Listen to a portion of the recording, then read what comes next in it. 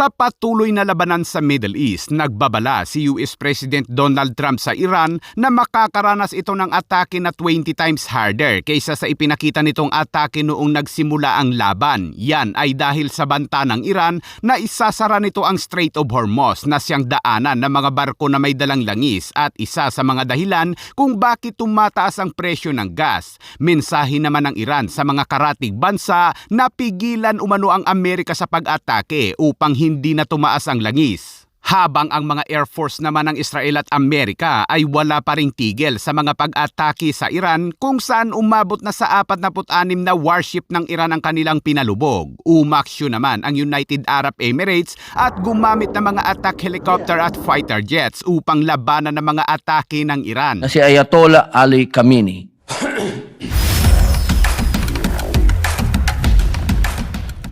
Sa patuloy na airstrike ng Israel at Amerika sa Iran, sinabi ng IDF na inatake nito ang 7 himpilan ng Islamic Revolutionary Guard Corps Air Force sa Iran sa panahon ng sunod-sunod na pag-atake sa ng mga target ng rehimen. Ayon sa IDF, ang mga pasilidad ay nagsisilbing Central Command and Control Hub para sa mga ballistic missile forces ng Iran, mga unit ng UAV at iba pang mga bahagi ng IRGC na ginagamit upang i-coordinate ang mga pag-atake ng missiles laban sa Israel at iba pang mga target sa rehiyon.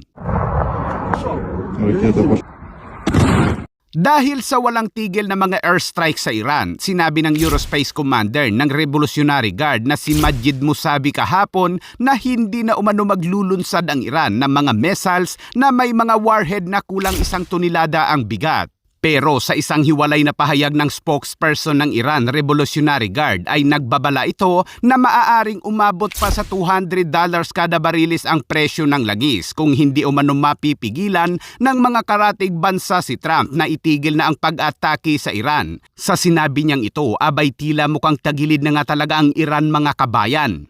Idinagdag ng spokesperson na kung kaya umano nitong tiisin ang langis na higit sa $200 kada bariles ay ipagpatuloy lamang umano ang larong ito. و رژیم وحشی صهیونیستی را از چنین اقدامات بزدلانه ضد بشری برحذر دارند تا شعله‌های آتش و جنگ بیش از این گسترش نیابد.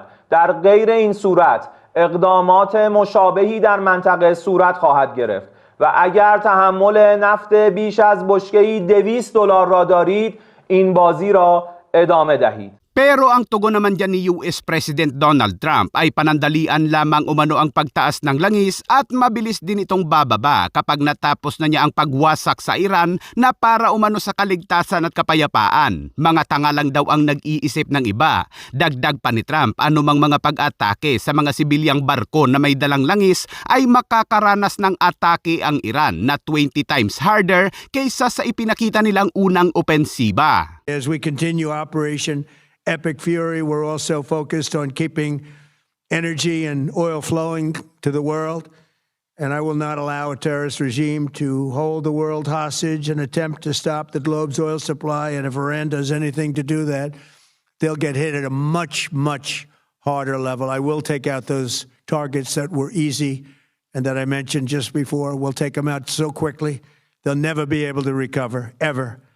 If they want to play that game, they better not play that game. In the long run, oil supplies will be dramatically more secure without the threat of Iranian ships, drones, missiles, nuclear menace, or anything. So the Strait of Hormuz is going to remain safe. We have a lot of Navy ships there. We have the best equipment in the world, inspecting for mines. Again, most of their ships are down at the bottom of the sea, but we will hit them so hard that it will not be possible for them or anybody else helping them to ever recover that section of the world if they do anything.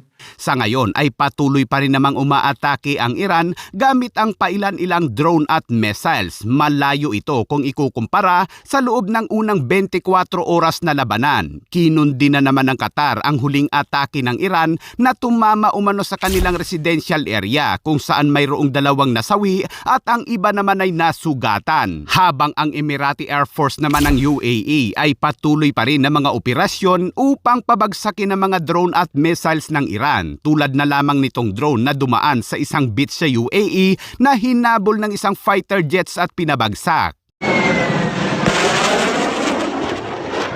Ipinakita rin ng UAE sa publiko ang mga footage ng kanilang pag-intercept sa mga attack drone ng Iran gamit ang kanilang AH-64E na may M230 chain gun. Habang ang mga militar naman ng Amerika sa Erbil ay gumagamit na rin ng Centurion Searam laban sa mga attack drone ng Iran.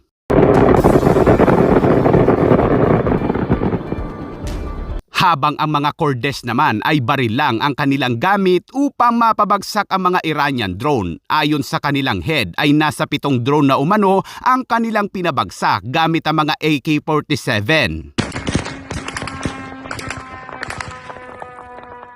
At sa unang pagkakataon mula nang sumiklab ang labanan, abay naglabas na rin ng pahayag ang Syria kaugnay sa patuloy na pag-atake ng Iran, kung saan sinabi nito na kinukundinan nito ang mga pag-atake ng Iran sa mga karatig bansa at sinusuportahan din ito ang Lebanon na disarmahan ang mga Hezbollah, kaya't nag-deploy ito ng mga puwersa sa mga border malapit sa Lebanon upang itumba ang mga Hezbollah na magtatangkang tumawid sa Syria. At habang nagleletsyon naman ng baboy ang mga tripulanting Pilipino sa barko, ay kanila ring pinapanood ang aircraft carrier ng Amerika na naglulunsad ng mga fighter jets upang umatake sa Iran.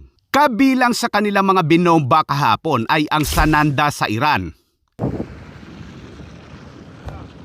At Shahid Muntasiri Camp sa Tiran, kung saan 20 umanong bomba ang kanilang ibinagsak upang sirain ang mga security infrastructure ng IRGC. Habang isa pang warship ng Iran na sinasabing Shahid Sulaimani class corvette ang sinira ng Amerika sa Bandar Abbas.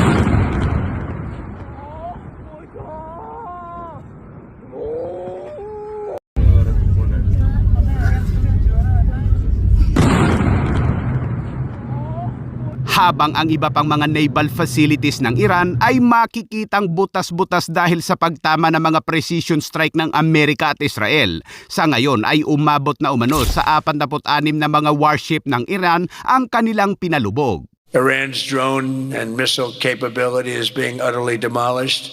The Navy is gone. It's all lying at the bottom of the ocean. 46 ships. Can you believe it? In fact, I got a little upset with our people. I said, "What quality of ship?" "Excellent, sir.